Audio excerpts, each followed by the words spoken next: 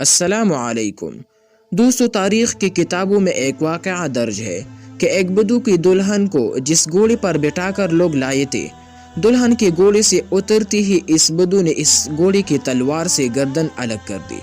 لوگوں نے اس سے ایسا کرنے کی وجہ پوچھی تو کہنے لگا کہ میں یہ برداشت نہیں کر سکتا کہ میری بیوی کے اترنے کے فوراً بعد ہی کوئی اور اس کی پیٹھ پر بیٹھ جائے اور دلہن کی سواری کی وجہ سے تاحال گھوڑی کی پیٹھ گرم ہو اور کوئی غیر مرد اس حرارت کو محسوس کر لے۔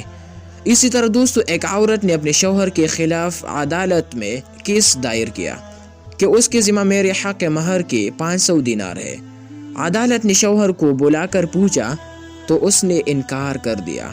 عدالت نے گواہوں کو طلب کیا اور ان سے گواہی لیتے وقت عورت کا چہرہ پہچاننے کے لیے عورت کو نقاب اتارنے کا کہا۔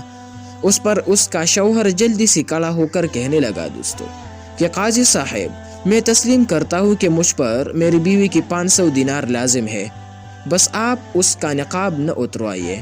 یہ سن کر بیوی کہنے لگے کہ قاضی صاحب، آپ اور تمام حاضرین گواہ رہیے کہ میں نے اپنا حق مہر معاف بخش دیا ان کو۔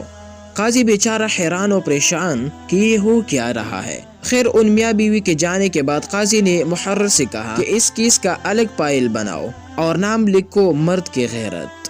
علامہ ابن قیم رحمہ اللہ فرماتے ہیں دوستو کہ انسان کے دل میں غیرت ہوتی ہے، اور اگر غیرت نہ ہو تو اس دل میں محبت ہو ہی نہیں سکتی، اور محبت سے خالی دل میں ایمان اور دین کیسے باقی رہ سکتے ہیں۔ علم یہ ہے کہ آج کے ترقی یافتہ دور میں ہوا کے بیٹے اور عصمت مسلم کو بلا روک ٹوک نیم برہنہ کرنے پر امت فخر کر رہی ہے، اور اسلام کا وقار چنٹکوں کے بین چڑھ چکا ہے۔ سو محبت کیجیے، حلال کیجیے دوستو، اسلامی غیرت و حمیت کا جنازہ نکالنے سے پرہیز کیجیے۔